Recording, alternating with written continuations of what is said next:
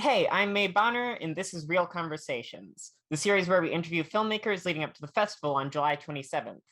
Today I'm here with Julia Wall, the director, editor, and producer of Sound of Judgement, a short documentary about protests and tension surrounding a Confederate statue in Graham and C. So I was wondering if you could get us started a bit, Julia, by telling us a bit about yourself and your history in film. Sure. So I actually come from a photojournalism background, and I worked on this project in tandem with a reporter and in partnership with ProPublica. And so my background is really in journalism and not as much in film, but it's in video journalism, which is kind of overlaps and has some crossover with film. So that's kind of how I found myself producing this project and then being able to submit it to film festivals per the encouragement of my colleagues at ProPublica. So I have a video journalism background, and so my approach is very journalistic in a way, but also I have, a lot of connections to filmmakers, and I'm very inspired by them. So that definitely inspired a lot of this work visually and then editing wise. So yeah. Nice. And I definitely think that that journalistic approach really fit this piece for sure. And I think it played to it very well. Um, Thank you. so I was wondering, how did you decide on this topic specifically? Like, how did you end up choosing this? So I actually joined Carly Brousseau. She was the did the original reporting for the piece, and she was a ProPublica Local Reporting Network fellow when she started reporting this story. And Carly and I both live about half an hour from Graham, and had been kind of keeping an eye on what was going on there through activist channels, through like the universities. So Graham is just an hour from Raleigh. It's really close to the Triangle. There's a lot of universities and a lot of activism around Confederate monuments and kind of just social justice issues at large in that area. And so we were seeing kind of what was happening through those channels we had been paying attention to for other stories in the past.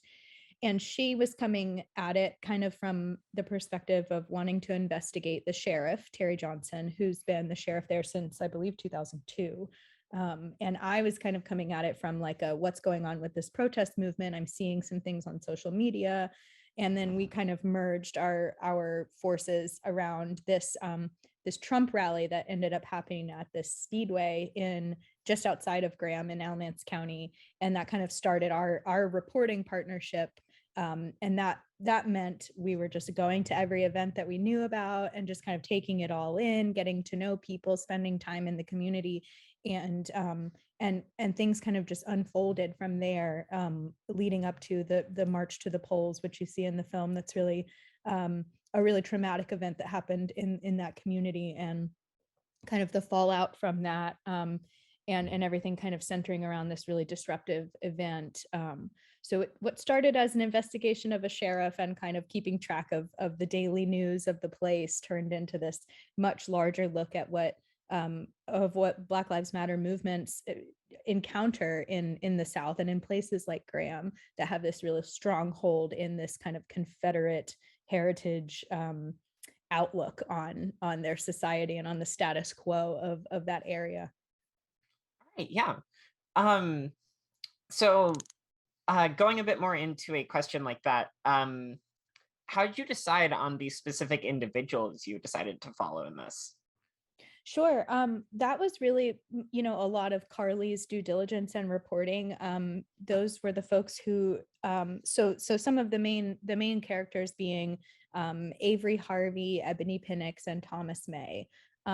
Ebony, we met at an event, and she really stood out to me because she was leading around this like paper mache head, like kind of caricature of Terry Johnson, and she was just hilarious. Like I met her that day and was like, I'm really drawn to this person, like, can we interview you? And then when we talked to her, it was just like just really revelatory, like all the things that she was saying. Harvey had kind of come back to the area and was really changed by what happened there. He had been, doing things before that he was in and out of town, and he had come back and kind of found this path to activism through the protest there. And he was just around all the time, and he and Carly got to talking. She got to know him. She got to know his story, and he was really invested in having it be documented, I think for his own sake, but also for safety. I mean, he was like very always wearing like a body camera of his own, and also just was really invested in people knowing what happened in Graham. And then Thomas was one of the only people on the kind of opposing side, because there were always counter protesters there. And Thomas was one of the only person really on that side who would talk to reporters. And we felt, and Carly felt really strongly in particular, and did the work to really build trust with Thomas, was that you couldn't tell the story of what happened in this place without also including what was going on either side of literally the sidewalk. And then we couldn't really get Terry Johnson on the record in time to publish this video with his interview in it, but it was kind of this way of zooming out and being able to show what this looked like from every angle, because without that, you don't realize the special treatment that these counter protesters received from law enforcement, that they weren't as targeted, that they weren't treated as at the same, like that there was definitely a difference in how they were treated by law enforcement. So sorry, that was a rambly answer, but that's No, kind you're of how fine. we ended up focusing on those people in particular, that they all had a stake in what was going on, and they all provided a greater picture of what was really happening on that large level of how it was being treated by the people in power. Yeah. Yeah, I think that definitely answers my question. So you mentioned how there was a part that you weren't able to include because of just how it worked out. Um, was there anything else that you wanted to include that you weren't able to? I don't think so. I think if we had all the time in the world to do this, obviously it would be a different story. Anyone who works in film knows that, the person sitting next to them would edit a different piece than they would, just based on who they are. And I think we felt like it was quite comprehensive. One thing I will say that I wish I could have included was the court proceedings afterwards. So there were lots of protest related charges that people were faced with, and we couldn't I was not allowed into the courtroom with a camera. Carly was not allowed a phone. You have to literally put your phone in like a locker outside of the court or leave it in your car. So handwritten notes, and then an audio recording, a pretty poor quality audio recording of the court proceedings, were our only resource for figuring out how the court proceedings would go. And those trials and those hearings were really interesting. So I think if I could have changed anything and added more in, I would have loved to be in that courtroom with a camera, because the way those played out and the people who testified and the tension in the room was all a part of the story. And Carly was in there diligently taking notes on her notepad and witnessing it herself, but being able to show people that is something I wish we could have done. Yeah, and like seeing the little explanations of what ended up happening with people at the end of the documentary definitely made me interested. But yeah, unfortunately, it's kind of hard to get footage inside of a courtroom. Um, Definitely. so a lot of the footage is very up close and inside of the action during these protests. Um, were you ever worried for your own safety or harassed during filming? Um, yes, not all that often was I worried for my own safety, but the day of the march to the polls, I was, because pretty quickly, I would say maybe not even 10 minutes in, after they had a moment of silence, a journalist was arrested, and he was standing right next to me. And he is the journalist. He is one of the only reporters at the Alamance News, which is like the Graham newspaper. They're very pro law enforcement. They're very they're very conservative, and they've been there forever. You could literally throw a stone at their office from where he was arrested. And so when that happened, I was like, oh no, like I'm going to get arrested. Like, what if my camera is broken? Like, what if I'm separated from Carly? What if I'm separated? We rode together, it's just all these things are going through my head about whether or not I would be arrested. And then there were times when I was worried about my safety from the counter protesters, but at the same time, we were amongst this community so often that people kind of, we were just kind of a part of the scene, and people really looked out for us, particularly Avery. I mean, Avery was constantly are you guys okay? Are you good? I'm going to walk you to your car, so we never felt like this constant sense of no of unsafe, but there were moments where things would escalate, and I would feel that the line between being a journalist and just being someone who gets swept up in the violence of whatever is going on got blurred in some moments. Yeah, that makes sense. Um, so were there any issues or roadblocks you ran into during production? Oh my gosh, yeah. There were roadblocks in terms of, as I mentioned, Terry Johnson, the sheriff, didn't give us an interview until the piece was pretty much already almost picture locked, and we actually ended up publishing his interview as a separate video within the story.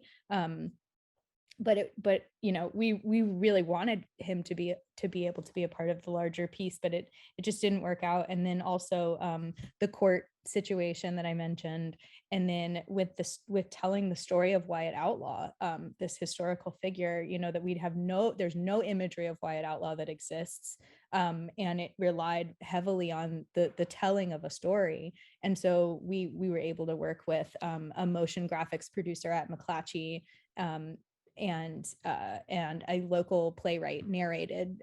Sylvester Allen Jr. narrated the segment, the kind of historical segment that brings you into the historical context of the place. So we overcame some roadblocks, but definitely there were many along the way. And then I've been discussing this more recently with a producer that I'm still working with, Jessica Kasilniak. She was the senior producer on this film.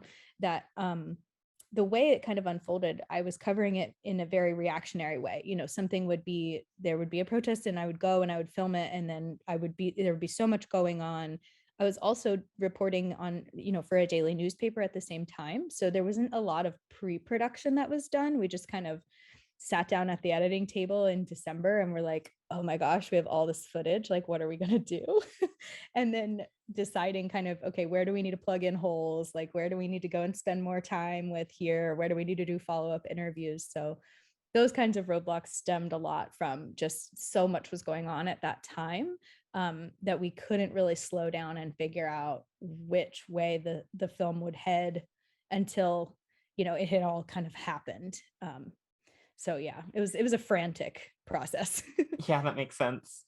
All right, so I think we're wrapping up here a bit, but if you have one thing that you could have viewers take away from this film, what would it be? Oh, wow. I think something that's really important to me for people to recognize that maybe isn't often talked about is just the amount of trauma that people endure in trying to be a part of social movements, and in trying to have them legitimized and be recognized, and like actually have your voice be heard on a local level. And also that what happens on a local level is a reflection of national politics. So you may be watching the news every night and staying in your house and not really seeing it, but that doesn't mean that it's not happening in your backyard, and that your community doesn't have a stake in what's going on. So Yeah, that makes a lot of sense. local news is important. Support local news. Mm-hmm. And also have empathy for people's trauma who participate in these things, because it's real. Yes. All right, so do you have any social media or anywhere people can keep up with your work? Sure. Yeah, my Instagram is Julia_Wall, and that's probably the best place to find me. My Twitter is JuliaWall_. I'm not very active on social media, but if you're going to see any of my visual work, when I can, I try to share there. So that's where you can find me. All right, great. Well, thank you so much for joining us. It was great getting to interview you. And also thank you to everyone watching for joining again. This was Real Conversations. All right. Yeah, that's it. One sec. Awesome.